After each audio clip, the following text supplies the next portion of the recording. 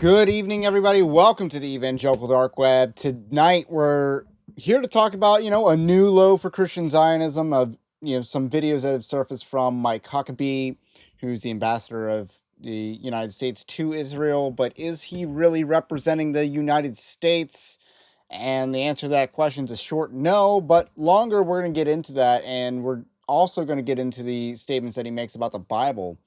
But opening up, we got to be a little bit serious.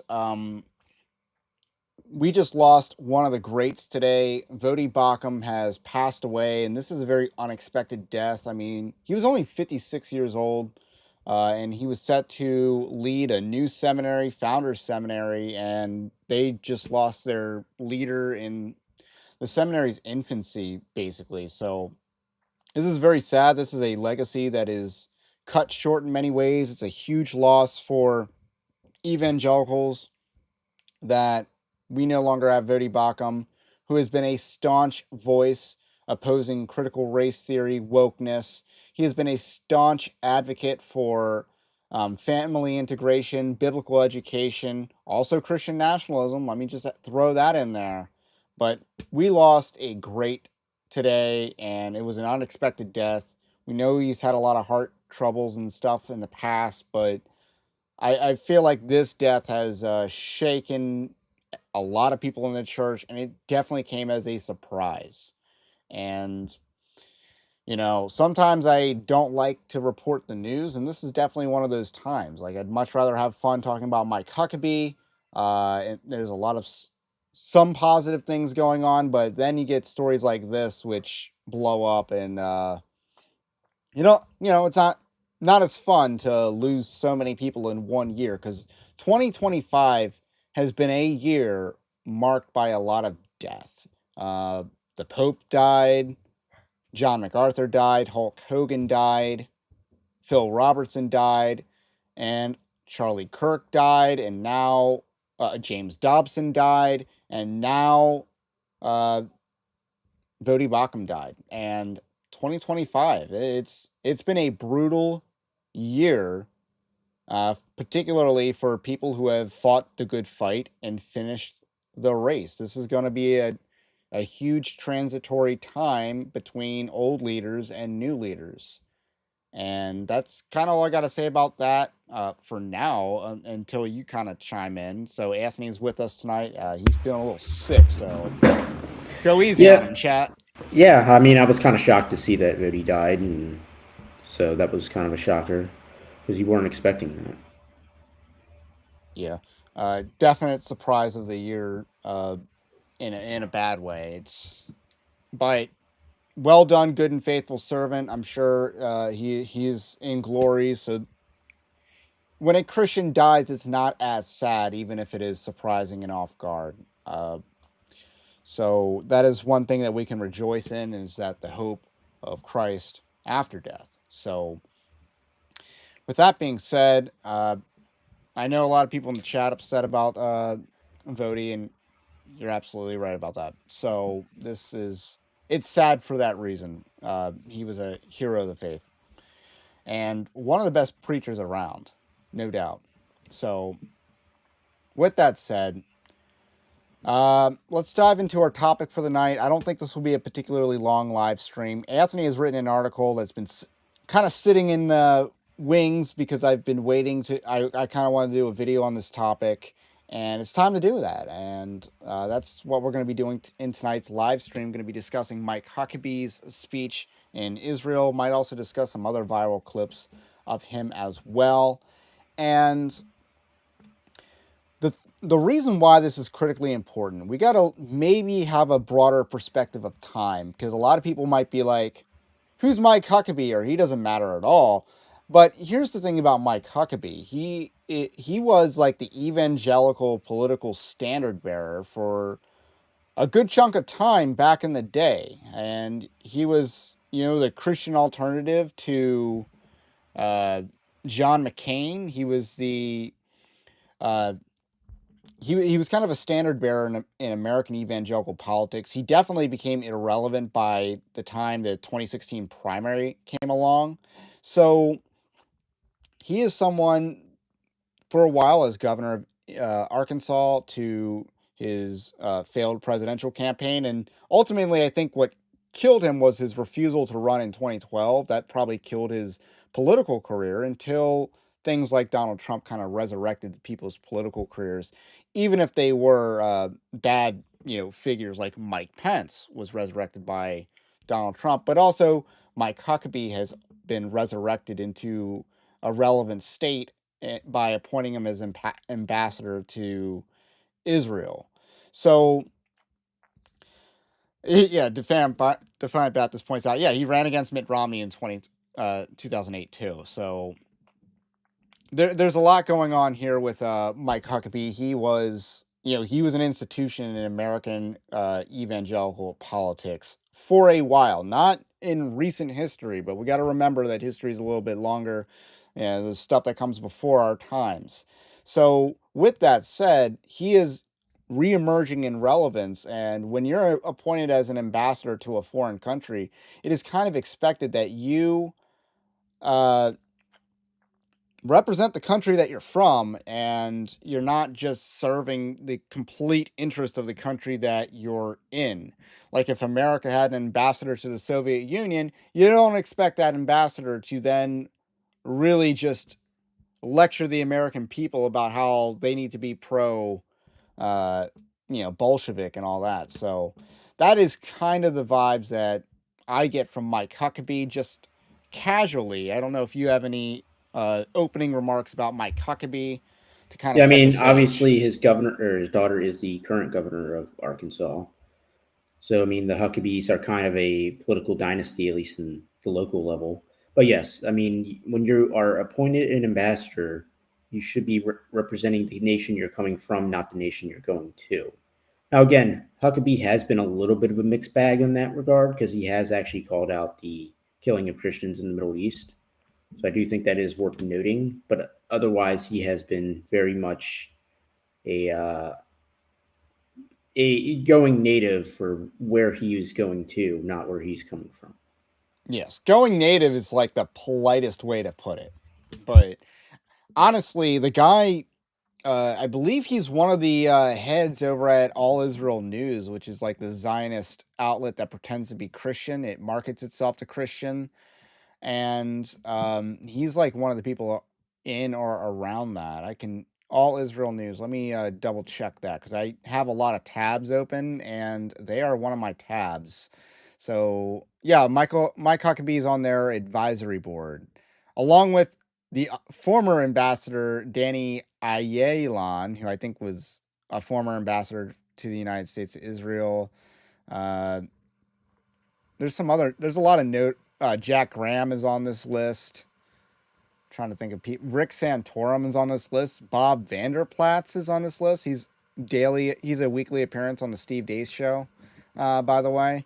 So all these people that are on the advisory board of All Israel News, which is a Zionist outlet that's geared directly towards Christians. Mike Huckabee's on the list, and it's not really a surprise. So we're going to go into the speech, and I think we can do it at 1.25 speed. There was a viral clip that, that made the rounds on social media, and what inspired you to write the article is that the full context is even worse. So he's seen the whole context. I have not, and he's written the article on it. I have barely edited it. I've changed the title, given it a thumbnail, but so I'm mostly flying in blind here with a little bit of perception. Anthony's here to be our tour guide on this cringe, and with that, I'll give a cringe warning. I don't always do that, but we got to give a cringe warning for this. So here we go. An honor to be here for this incredible ceremony. Mr. Prime Minister, Secretary Rubio, all of the wonderful people who made this possible by their generosity, contributing to something that is historic and something that is a living memorial of what God has done. It was 4,000 years ago here in this city on Mount Moriah where God chose his people. He not only chose a people, but he chose a place. And then he chose for the people in this place a purpose. The people were the Jewish people. The place was Israel. And the purpose was to be a light to the world and to show that we don't have to look for God because he is looking for us. And that is what so separates the long history of why this city is so important. It's also a reminder to us that this little bitty sliver of real estate on the vast planet Earth is the most contested piece of land in all of human history. Not because of just those who want it, but because of those who don't want the Jewish people to have it. But tonight, something is extraordinary that we celebrate. For 3,000 years ago, Wanted to pause right there because I think he's about to explain Rosh Hashanah. I'm sure you can fill me in on that part. But Well, just give some background context. This is for the City of David Foundation. It's kind of like a tourism and archaeology charity, and that's the event he is speaking at. yeah, City of So David it is refers more to of the a part of Jerusalem that was conquered by David, and that's where he wanted to set up a capital because it was a very defensible position. So, and so that's again, this is a charity event, but at the same time, he's basically gonna like say that this charity event is like the biggest thing ever, even though it's just like one event, and they're doing some kind of like pilgrims tour that they're launching, and that's the background for this speech. What are your thoughts on the Abraham part? Because, first of all, I believe that God had his chosen people before Adam, you know, those whom he foreknew, he predestined. So I think God already had a chosen people. And then obviously I don't want to beat the dead horse of the erroneous connection that he makes between today's Israelis and Abraham, but, there's not really like the genealogical connection is loose at best and is highly contested because it's not obvious and because other groups what's not highly contested is that other groups have a much closer connection to Abraham and the ancient Israelites than modern Israelis do. Like, that's not contested. What Well, is contested is whether they have any DNA connection to the ancient Israelites. That's contested. So what makes this speech especially pretty bad and cringe is that he's going to use every opportunity that points to Christ and then say that it points to Jews. Like Mount Moriah with Abraham sacrificing Isaac is about Christ being the true sacrifice, that God will substitute a sacrifice in place of Isaac. So he does completely botch the context of what Mount Moriah meant. Yeah, and I imagine we're going to get a lot of bad scripture readings in this speech. It's 8 minutes and 52 seconds. We're a minute and 38 in, and he's already done some wonderful things with scripture. I'm being sarcastic, of course, but it's kind of expected. This is why this video is called a new low for Christian Zionism. So here we go. David established his kingdom here. And 2,000 years ago, the world, through the Romans, decided we'll get rid of the Jews. And they destroyed this place. And they scattered the Jewish people across the planet. Okay, totally incorrect.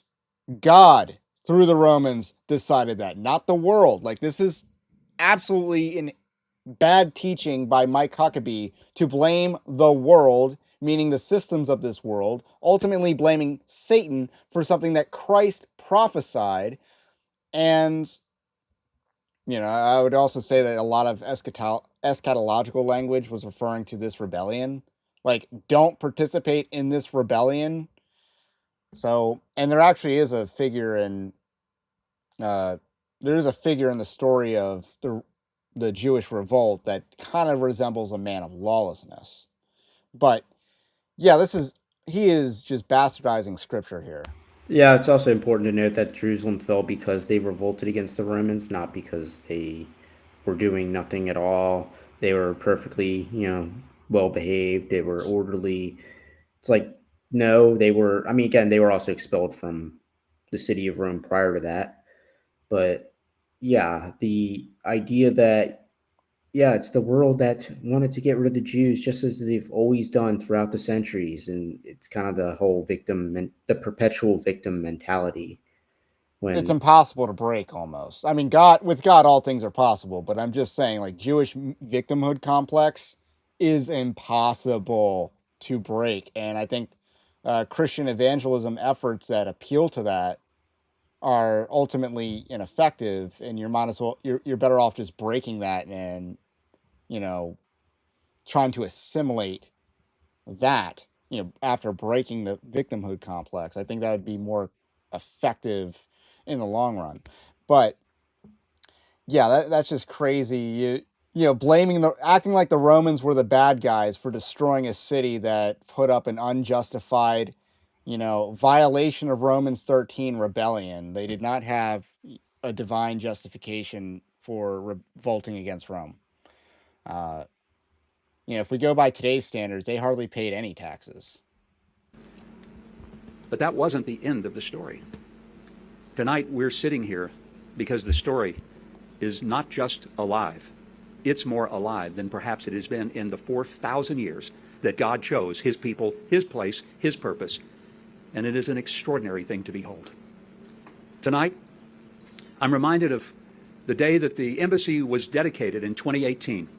I was so grateful to President Trump for making the bold and courageous decision that despite all of the opposition across the planet, he was going to move the U.S. Embassy to Jerusalem, as he should.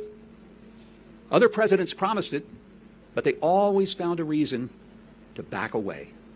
President Trump made a promise, and he kept the promise. And on the day that we were here, and I was overwhelmed with emotion as I sat at the dedication of the embassy having moved to Jerusalem, there was a young man in the crowd, and he was exuberant.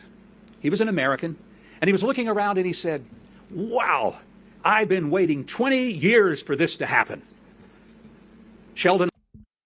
Okay, I got to call BS on this. The guy was not an American. 100%, he was not an American. So, I don't know if you want to, disagree with that one, but is that guy an American? No. Gonna call and cap on that.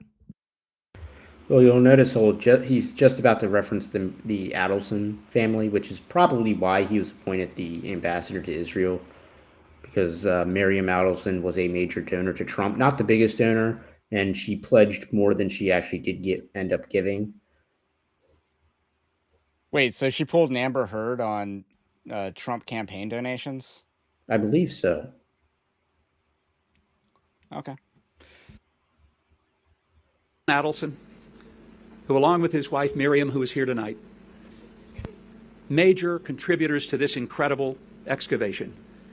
Sheldon, who I absolutely adored because he was one of the funniest men I've ever known. When the young man said, "Wow, I've waited 20 years for this," Sheldon, in his very dry way, just looked and said, "Son, we've been waiting 2,000 years for this." What a great reminder that the Jewish people are a patient people.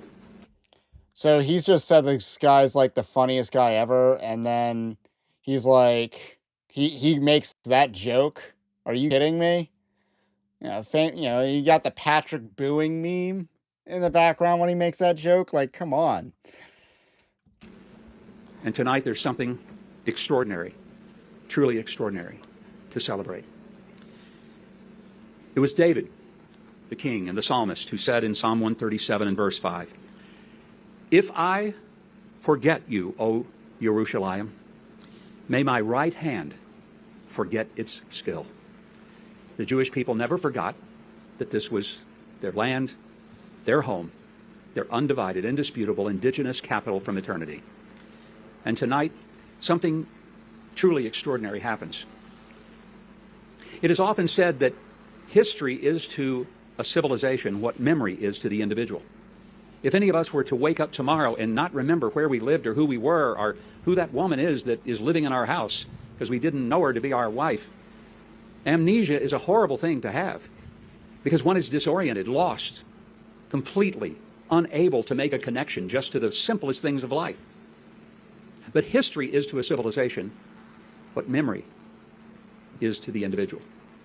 And tonight, So the camera just panned and it showed Benjamin Netanyahu in the audience. And what's interesting that he kind of makes very ignorant statements. If we look at the history of Zionism, the initial locations for the nation state that they created was not going to be in British Palestine. That was not where they were thinking to put up a new Jewish state. It was somewhere else. Uh, one person with a mustache even suggested Madagascar. But there's a lot of different areas that were claimed. The Soviet Union made their own little federated outpost that was specifically designed for it. So there's a lot of ideas that were floated for this, and British Palestine under the mandate was not the initial choice. It was, and not the initial choice of the Jewish Zionists, that is. So yeah, I mean, I think the early Zionists completely forgot, about their connection to that homeland. They were more interested in having a nation in and of itself. So, this is a celebration of the history of Jerusalem. There is a verse in the New Testament, in Luke, verse 40 of chapter 19, and it says this: if the crowds keep quiet, the stones will cry out. If the crowds don't acknowledge it, the stones will cry out. Tonight, the stones are crying out. The crowds may say it, but the stones absolutely and 100% validate that the Jewish people not only belong here now, but they have belonged here for 4,000 years, since the time God said to Abraham, "This is yours. Take good care of it. And you'll be a blessing to the people around the earth." And even to those of us who aren't even Jewish. He says, those... So, I don't know if you want to finish this part, but, absolutely cringeworthy part of this speech. Well, I'm yeah, not even he sure where to quotes begin. he quotes Luke, which is the triumphal entry. So that's a verse that's about Christ, specifically the kingship of Christ, and he's basically just mocking the scriptures that refer to Christ to make the stones crying out to be like the modern Jews in that very room today, or on, I guess, would be the 15th. I'm just at a loss for how he kind of makes the connection between, Hosanna and Hosanna and the Son of David or is that what they say on Palm Sunday? But they're screaming Hosanna. This is the guy. This is the triumphal entry of Christ, and people are like, hey, you got to pump the brakes on this, Jesus. And Jesus is like, no. Even if they're all quiet, the stones will cry out. That's the context of this passage, and he's trying to make it about modern Jews, modern Israel, their claim to Jerusalem, and it's just a complete misinterpretation, misuse of the text. And I've said this before, and I'll say it again. Has Joel Osteen ever said anything this bad?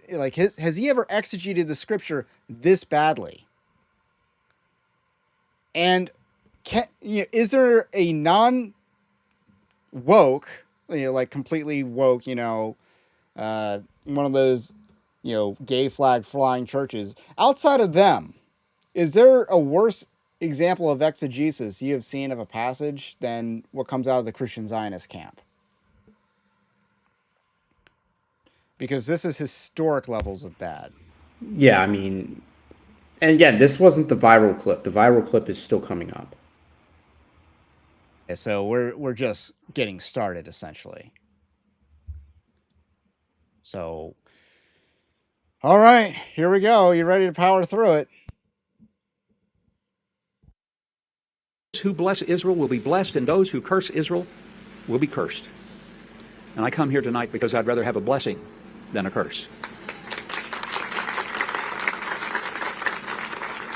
I recognize that this extraordinary excavation is not just dust and stone. It is a living speech in which God is crying out through the very stones to say to the world, This magnificent excavation, this extraordinary piece of archaeological mastery, is a validation and a truth, and it is shouting from the top of the mountain that this is indeed the eternal home of the Jewish people, the Jewish state, and the people who rightly belong here. And tonight the rest of the world comes to say, welcome home, and may no one ever, ever attempt to take your home from you. It is yours. And those of us who are not Jewish, we thank you for giving all of us a foundation of morality and decency and civilization upon which our own faith is built, for without yours, we don't have one. As I often tell my Jewish friends, you can be Jewish, you don't need me. But I cannot be who I am in my faith without the debt of obligation that I owe to you for having listened to God and been willing to be obedient to him when he called you to this place as his people for his eternal, everlasting purpose. And I salute you and join you tonight in the celebration of this wonderful, magnificent, incredible reminder that God never has been finished with Israel, and he never will be. This is the eternal home that he has chosen. God bless you all. So, what an evil man. I really just got to lay it out front. Mike Huckabee's evil. He is manipulating scripture. He just lies plainly. He doesn't read the Old Testament, doesn't understand the Old Testament, doesn't understand the New Testament. Like the last time I did a read through of Matthew, outside of like my church is in an endless sermon series on Matthew, but when I was reading through Matthew and writing down notes, it's very clear. Christ is prophesying the destruction of the temple. Like that is very well prophesied in the New Testament, and he just doesn't. And then he blames the Romans and the world systems on the destruction of Jerusalem and the temple. The idea that there would not be any sort of Christianity without ancient Judaism. And at the end of the day, God was going to save regardless of how. There were still people who were saved even outside of the ancient Jewish faith, the God-fearers, the order of Melchizedek, and the order of Levi was replaced by the order of Melchizedek. That's very much explained in the book of Hebrews. So did this guy just ignore the Old Testament by ascribing to the Jewish people, the ancient Jewish people, obedience? That was not one of their traits. They did not have obedience. That's why they were kicked out twice. Twice. Not once, twice. So, yeah, it's just nonsense. Everything that he said was well, even if we go back to the foundation of all morality comes from them.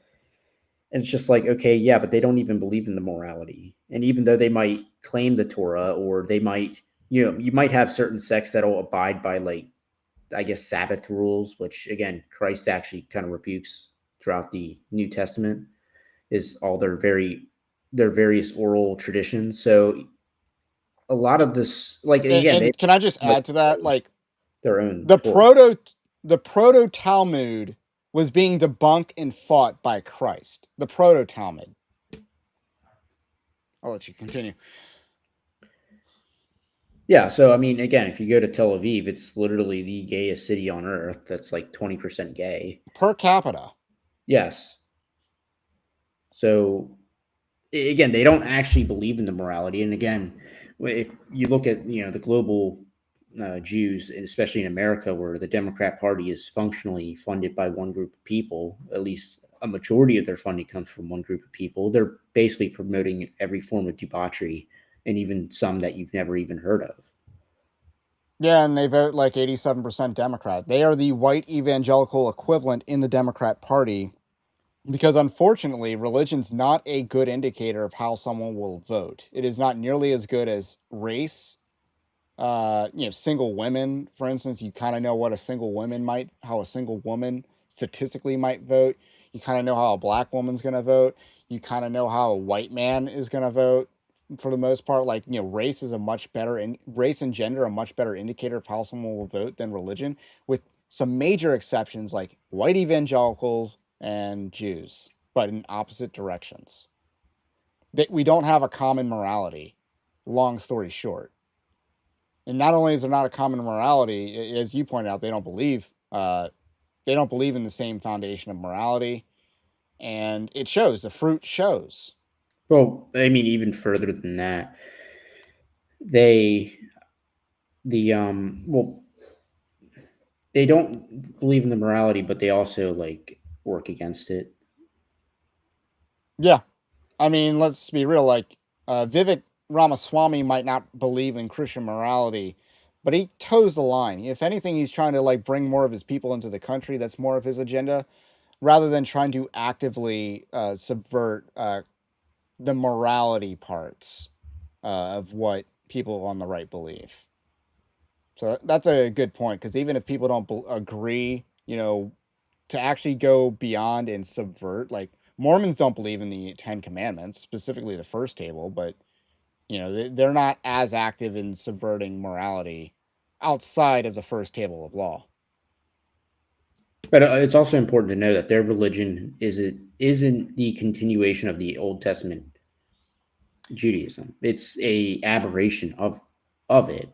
So their religion is pretty much rooted in a rejection of Christ, not a continuation of the first century Judaism. And it's also Yeah. that, I mean, Jews have been very syncretic wherever they've gone, which is why you have even the Sadducees in the first century, because they're basically just Greek Platonists or some version of Greek philosophy that is masquerading with a Jewish banner. So, yeah, there's a lot. Statistic Man points out that, yeah, evangelicals also need to learn that Jews don't worship our God. And that's something that evangelicals can say that, the papists kind of cannot say, and neither can the Eastern Orthodox. Like, evangelicals, Protestants can comfortably say all these other religions do not worship God. We can affirm, that Jesus Christ is the way, the truth, and life. No one can get to the Father except through him. We can affirm that better than any other Christian denomination, but for some reason, we kind of question that with the Jews. You saw Mike Huckabee there. He basically said, you guys have a path to God. I would not have that same path to God without you guys. So you guys are good. He basically, he feels in debt to them, which again is uh, not a very Christian idea at all. In fact, I'll get into he basically has a prosperity gospel, but yeah, evangelicals the most, because a lot of mainline churches wouldn't. We can say, hey, Muslims do not worship the same God as Christians. Hindus do not worship the same God as Christians. Mormons do not worship the same God as Christians. They don't have the same Jesus. But for some reason, the Jewish question, we have to affirm, because most evangelicals grow up and are taught that ancient Judaism and modern Judaism is the same religion. And then it takes it takes a little bit of a wake-up call, maybe a little bit of a rhetorical or metaphorical 2x4 to the head to kind of smack you out of it and say, hey, they don't have a temple, they don't have a sacrifice, they don't have priests, they don't believe in biblical morality. How is this the same? And the other thing is that Mike Huckabee ultimately was preaching a prosperity gospel. He alluded to it by saying that, the whole bless those who bless you, curse those who curse you thing. He alluded to that. And then he said, well, I want to get blessed. I want to be on the side of blessings and stuff like that. So this ultimately is a prosperity gospel. And that's what Christian Zionism, the John Hagee religion that is largely the standard. Like John Hagee is dispensationalism is more accurately represented by John Hagee than it is by John MacArthur. That's a sad fact, but the world is a lot bigger than John MacArthur, and he was a giant of the faith in American evangelicalism. But dispensationalism more broadly went beyond and was a lot closer historically and even to this day to John Hagee, and that is ultimately what we're contending against. And Christian Zionism ultimately becomes a false religion for multiple reasons. So there's the prosperity angle that Mike Huckabee articulated. There is there's the dual covenant theology that is inherently articulated when you argue that Jeremiah 31 refers to a different new covenant than the one that Christ established here on earth. If you believe that's referring to a different new covenant, then when Christ breaks bread on the night that he was betrayed, you believe in a dual new covenant. You believe in a second new covenant or a third covenant. If you want to count, I'm not sure that third would be the best way to count that, but you believe in a second new covenant. And again, that word wise is a dual covenant, because you believe that Christians have this covenant that is not talked about in the Old Testament, and all the references to a new covenant in the Old Testament are about a future eschatological event. But yes, so those are two reasons, why, dispensationalism slides into Christian Zionism and becomes even worse heresy than the prosperity gospel. And just as a statistics update, is there a single prosperity preacher that's not dispensational? Like, are there any that are like post-millennial? Like, I feel like there's got to be like one or two that are post-millennial, like Reconstructionist types. I mean, theoretically, you could talk about like Charles Finney and some of the New Apostolic Reformation types, which might have more of a post-mill bent. So that would be Sean Foyt. But he's like hardcore Zionist. Sure. Oh, like I'm trying to I'm trying to look for like the counterexample. Like Bill Johnson of Bethel Redding, like, don't they have a little bit more of are they like dispensationalist Reconstructionists? Because they kind of have like they're closer to viewing like Seven Mountains Mandate as an eschatological promise, which, the interesting thing is I don't think Seven Mountains is necessarily bad, but to make it a mandate is kind of not good. And to make it about eschatology is not good. Like, we really need to separate our thoughts on the end times from our thoughts on politics. Like, those two need to be separated. And I guess historically, Amils are like the only normal people when it comes to eschatology and politics, and it's not to say there's not good people on the historic pre-mill or what's the other one, post-mill camps, but they also have a lot of bad, utopian theology, utopian politics kind of has come out of post-millennialism in the past.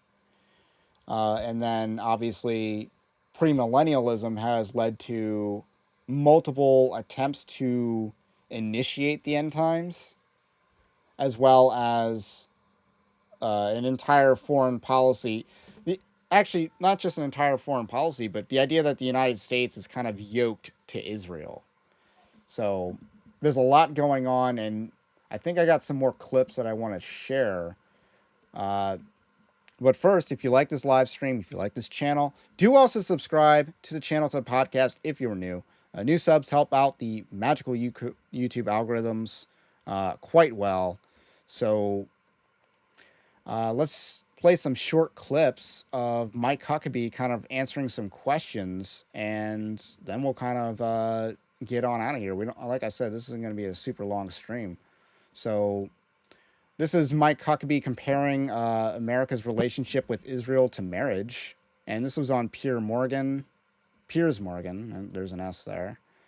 So here we go.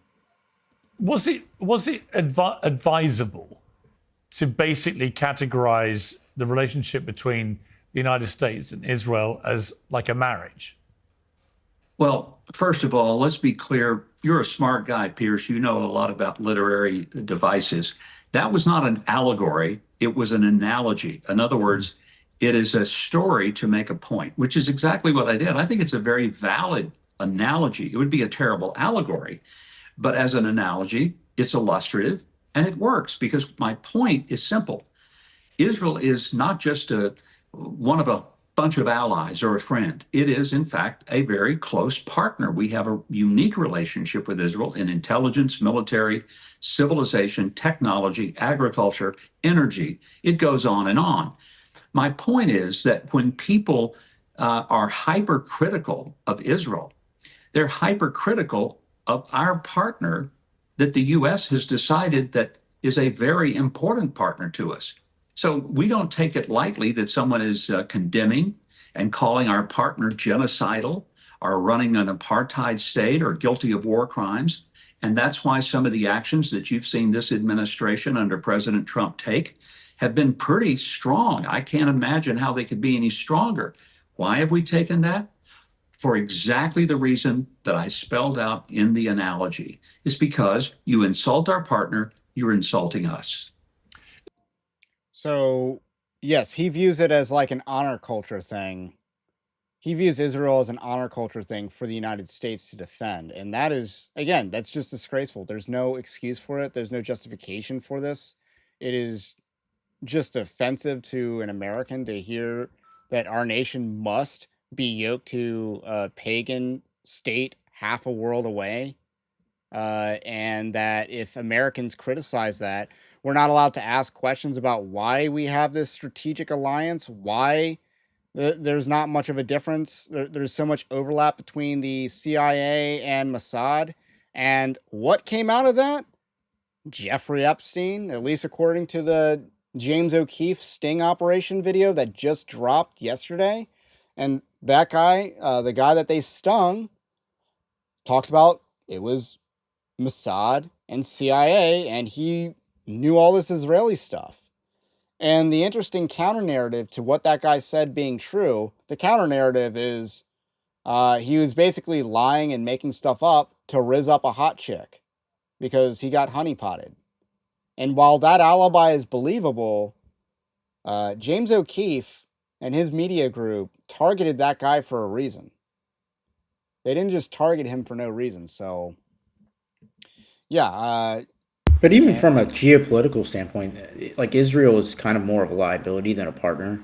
Like they're the reason that the Red Sea is kind of closed and there's not a whole lot of traffic going through the Red Sea. Yeah, they're the reason. They're the reason why the British and the French capitulated and lost the Suez Crisis despite winning the battles. Well, even if we go to what the Trump administration is trying to do, they're trying to pivot more towards China. They're trying to like do more with the Pacific Rim. And yeah, the Middle East is kind of a distraction towards that end. So the next clip I wanted to share comes out of his speech, and I referenced this in a video last week about how he was at the 50 States One Israel event. This comes from that. And here we go. This is a nation that is the most resilient I've ever seen on earth.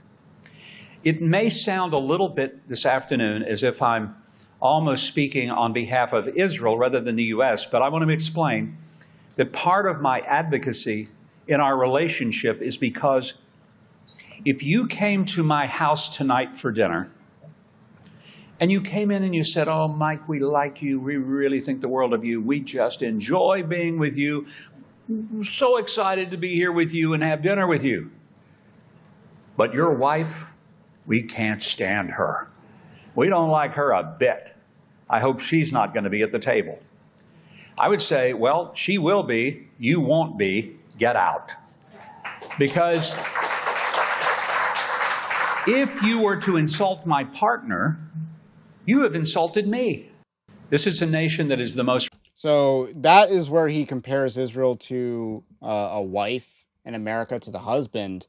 And, you know, this is actually more akin to a drunk girlfriend at a bar getting, picking fights that the boyfriend does not want to deal with, even if he could win.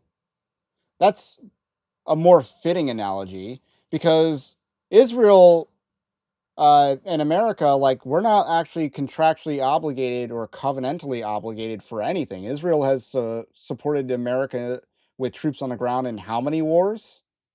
Zero? Zero, is that right?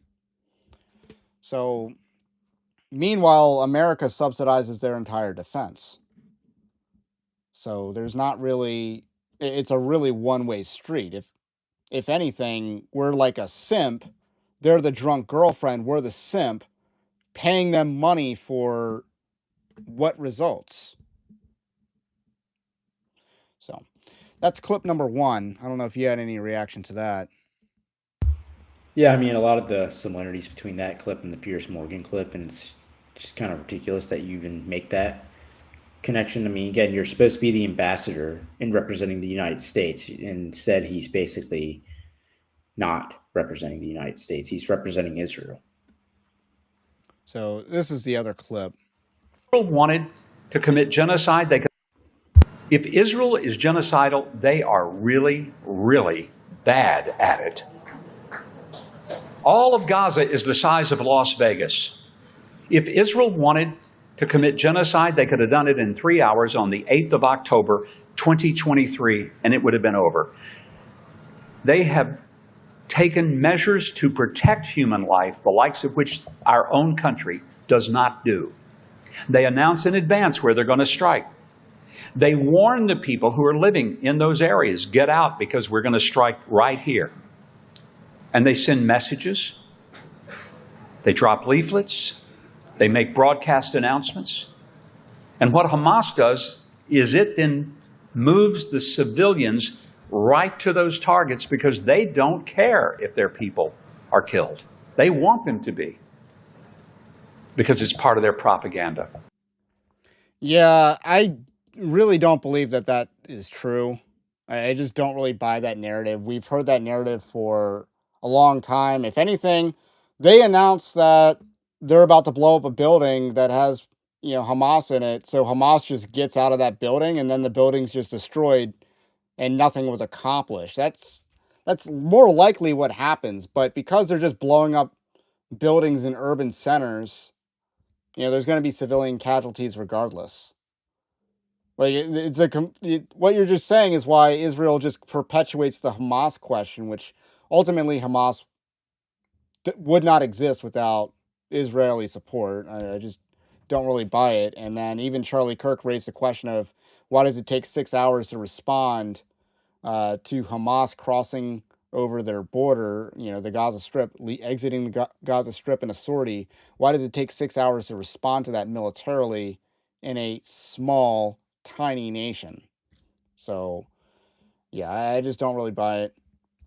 So, that narrative has never made sense militarily, and it just does not make sense, like, to even trot it out currently. Like that narrative predates the current war. It's very clear that Israel just loves destroying buildings in the war, regardless of what may or may not be in those buildings, how many people may or may not be in those buildings. They really, in my opinion, they have a building destruction fetish. And then you got tank commanders taking shots at churches. What with people in those? Did they get any leaflets? He asks, he like makes it seem like, oh, they're just bad at it. Well, I mean, to some extent, like their ground forces are not as like good as like they've kind of advertised outside of like their special forces. And when you have mass conscription in your military, that doesn't necessarily bode well for quality. But even still, I mean, it's kind of in Netanyahu's interest to slow roll the war so that he can maintain his power. If he completes the war, then he essentially loses his government and he's out of power. So there is a dynamic that's being played between Netanyahu, the Israeli Knesset, and the war in Gaza.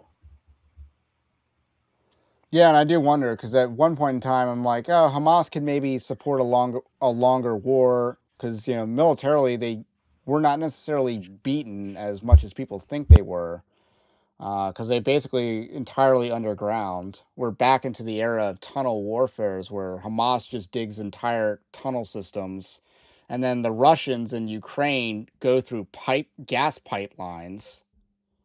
Or plumbing pipelines. They and the Ukrainians still have not learned from that mistake of letting it happen twice in major cities, and now it's happening a third time elsewhere. So, yeah, that's where drones don't show up is in the ground. So, Yeah, that narrative does not resonate with me. So, with that said, we got another clip. Hold on, that's not the this is not the clip, but this is the clip. And this is where Mike Huckabee talks about how many Americans are in Israel. How many Americans live in Israel?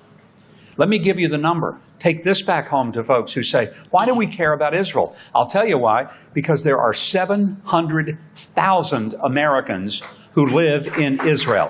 700,000.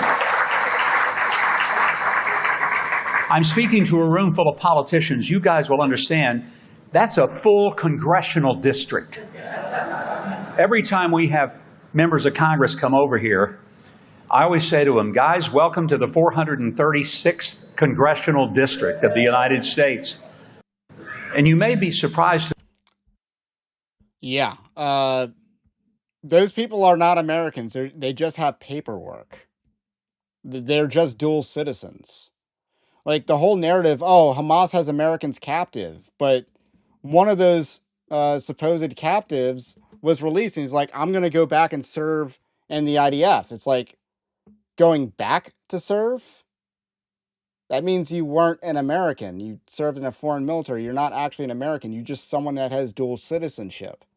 So it just and here's the thing with our friends in the boomer generation are most likely and willing to accept dual loyalty as a narrative, which I don't think dual loyalty really tells the whole picture. But I mean, dual loyalty would be an improvement. yes, it would be an improvement because, the idea of American Jews being more loyal to Israel than the United States of America, there are countless examples of that. Most prominent being Mark Levin, Ben Shapiro, all the major Jews in conservative Inc. are more loyal to Israel than they are the United States. They've made that abundantly clear that this is their issue, this is their hill to die on, this is the number one issue that they will vote Democrat over a Republican who agrees with them on every other issue if the Democrat is pro-Israel and the Republican is staunchly anti-Israel and anti-Zionist. And how many people, and I've met some people in real life, that wanted to go overseas and fight with the IDF. And it's like, where exactly is your loyalty? So, yeah, it really is astonishing the fact that we're just acknowledging people that really have no connection. Like, are these 700,000 people's children going to be American citizens as well? And they're just going to have an American population with American citizenship, not American population, but a population over in Israel with American citizenship, just continually reproducing, having more kids that are then given American citizenship, American paperwork, with no real loyalty to the United States of America. It's a disgrace. It's a disgrace that this is allowed to happen. It's a disgrace that dual citizenship is allowed to occur, especially, it should be an exception at most, not a common practice. There should not be 700,000 dual citizens. That is in one place, not even in two places, in one place. That's a disgrace and it should not happen. And the fact is, Israel has those 700,000 Americans, so-called Americans, have more representation in the United States Congress than actual Americans with only one citizen. We have no backup country, and we demand change on this subject because enough is enough. Like, we demand representation. Those 700,000 people have abundant representation, boatloads of representation. But what about the Americans? When is Congress going to represent Americans? I'll let you speak because that's kind of like one of the last things I have to say for tonight. I mean, he kind of says that Israel's viable, or like that Jews feel at home there, but at the same time, most Jews in the world do not live in Israel, and most of them don't even want to. And when October 7th happened, a lot of their a lot of the people in their country left. So I mean, the idea that it's a viable country, it really just isn't. When something bad happens and like a quarter of your population leaves because they have passports elsewhere. Yeah, and that's the other thing is like a lot of those people have American passports. So, which I don't think is a good thing. I don't think it's a good thing that a foreign population has American passports. So, I'll give a last call for questions, but yeah, and I have a thought in my head. So, last call for questions, but I'll kind of say this: like I'm interested in reading Joel Osteen, and your best life now or whatever that's the title of his most famous book, right? And I'm interested in reading that book to see if it's that bad or whether evangelicals used him as a punching bag and a convenient scapegoat because they were unwilling to confront larger threats in the church, more touchy threats in the church. Just a thought. Like, I know Joel Osteen's like, he's pro-gay. He was super woke. Uh, Obviously, believes in female pastors. So there's a lot of issues with Joel Osteen. He built a mega church, watered down the gospel. He did a lot of that. Like, I'm not trying to dispute that, but I kind of wonder, like, is what he said just stupid wrong, or is it like as harmful, as subversive, even as wrong? Like, is it just low IQ wrong, or is it like maliciously wrong? Which I think Mike Huckabee was. Mike Huckabee was maliciously wrong and maliciously anti-American. I just kind of wonder. It's a research curiosity.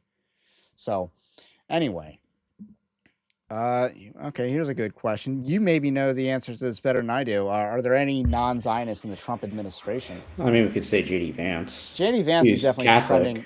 He's trending in that direction. And when he talks about American foreign policy and how it's hurt Christians in the Middle East, I think that's he's trending in that direction. I just think he is not. He knows the tea leaves that, hey, the Zionists still have a very staunch grip on the Republican Party. Yeah, I mean, and that's not changing. There's still major donors. There's still, got the boomer generation. So I mean, yeah, I mean, again, the direction is trending against Zionism in America. That's inevitable. The ship has sailed, and I do think J.D. Vance will be an acceleration towards that. Right. See, unless you had another example, thoughts on Erica being 2012 Miss AZ in Trump's beauty pageant? I mean, no real comment. I mean, good for her. Kirk married the beauty pageant. Again, it just shows you that he had a lot to lose, that he had actually had it all in life. So when you're rich, he had the model wife. When you're rich, women find you. Like, he had the model wife. He had, plenty of money. Yet he still went to the college campus. I think that's really my thoughts on the matter. Ask Julie Roys to go after Christian Zionism. I honestly don't. Like, I'm sure Julie Roys is pro-Palestinian, if I had to guess, but I don't think she's actually anti-Zionist so much as she's pro-Palestinian. Whereas I really don't care about the Palestinian cause. Like, I understand it intellectually. If I was Palestinian, I'd sign up and fight. Sure. And I understand that, hey, when you're up against a country that conscripts all of its people, there aren't really civilians because every one of those people, kind of fights in the military and supports and serves in the military. So they don't really have a claim to civilians because of that. And then, obviously your areas get like bombed and destroyed. So there's really no incentive. So I understand the Palestinians. I just don't care because why would I support Muslims against Jews or Jews against Muslims? Like, it does not, But Julie Roys is the kind that would care about the Palestinian cause and kind of use that. If I had to guess, that is mostly an assumption on my part. I know she's definitely promoted people like, man, who's that crazy lady that got arrested with a DUI that, was super pro-Palestinian, but, she did say some occasionally base things against Jews, which in my post to her was a plea to, hey, repent and believe in the gospel because you agree on this. So, you should embrace Christianity. Let's see, what's the point of having ambassadors when Zoom exists? I think having a personal person in another, I think the concept of an ambassador is a good thing regardless of the technology. I think that having people that can improve diplomatic relations with a country is in principle a good thing. Obviously, Mike Huckabee is really just doing the opposite, where he's basically trying to be a PR man for Israel inside the United States, when his job is to be a PR man for the United States inside of Israel. So he's doing it backwards. He's being an Israeli ambassador to the United States. Ambassadors can also play a role in intelligence gathering operations and stuff like that, just like the ambassador that died in Libya all those years ago. So, all right. I think that's all the questions. Good questions tonight. Even the trolley one. Yes, that was a good question too. So anyway, if you like this live stream, do also subscribe to the channel, to the podcast. If you know, we have a free Evangelical Dark Web newsletter. It gives you Christian news in your inbox each and every day. And you can support us at our Patreon-like system, help pay writers, and keep the lights on around here. What's your take on Romans 11? Okay, I'll answer that one, and then we'll get off. I think Romans 11 is very simple. Government exists to reward good, punish evil. So Romans 13, not Romans 11. Oh, sorry, Romans 11. My bad. Sorry, government. Romans 11. I honestly think that the preterist view makes the most sense because I know that Romans 11 is not talking about Ashkenazi Jews. Like, that would be an impossibility because they have no real genetic connection to Abraham, or it's dubious at best. Paul viewed himself as the most Jew of Jews at the time. He was from the tribe of Benjamin, so he knew what tribe he was from. He was in he was in the order of the Pharisees. So he was a Pharisee's Pharisee, a Jew's Jew. And the idea that someone who's had a group of people after centuries of intermarriage would be viewed as Jews by Paul, who probably would not have viewed Samaritans as Jewish or Hellenistic Jews as Jewish proper. I just don't see that being the case. So I'm not sure Romans 11 can really apply to any people group today. So I believe that the preterist reading of Romans 11, that it was fulfilled in the past. This is a view that's articulated by R.C. Sproul, just to give an example, is probably the correct point. It is probably the correct view. I mean, even if there was a future fulfillment, I mean, the notion that the Jews would be returned to the promised land without repentance is actually pretty historically, let's just say, not consistent with Christian thought.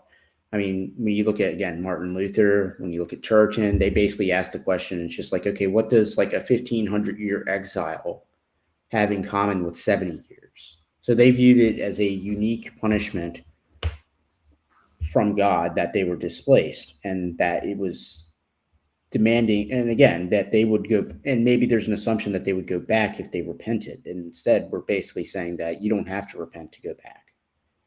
And in fact, if they do repent and come to Christ, then they actually, like, that actually threatens their status in Israel.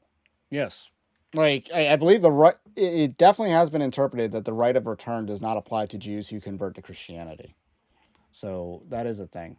So that's all we got for tonight. We answered the question. Now it's time to get on out. Have a blessed night. Stay based. Christ is King, and we will catch you on the next one.